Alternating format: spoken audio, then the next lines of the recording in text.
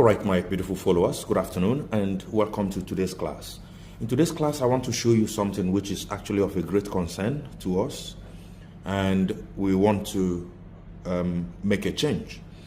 For example, when we have our system on this way, you see our motor is running.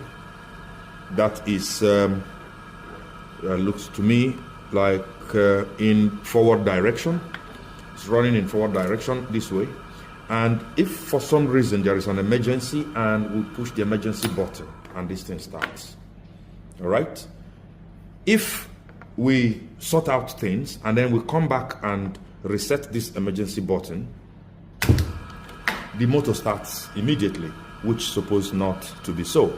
So you see, this is one of the disadvantages of making use of a selector switch to control a motor. Is one of the disadvantages.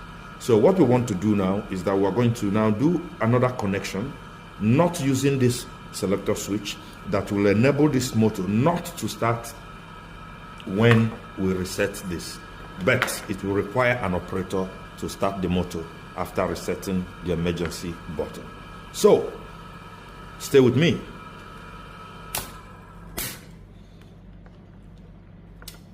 So I'm going to put this on stop and then make sure this one is reset.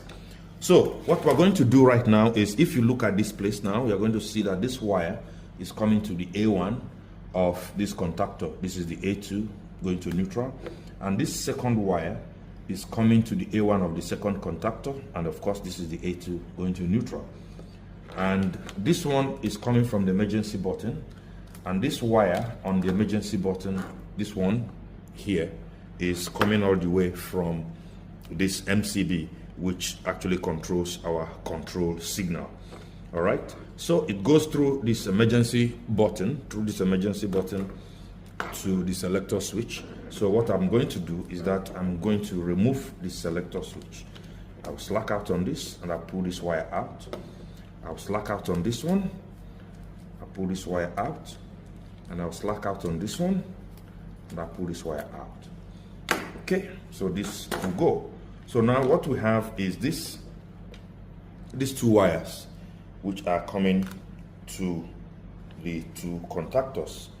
So for us to switch on this motor is just to take this one and insert here, and this motor will be on. If we want to drive this motor to the forward direction, we insert this one and it does the same thing. So we can switch off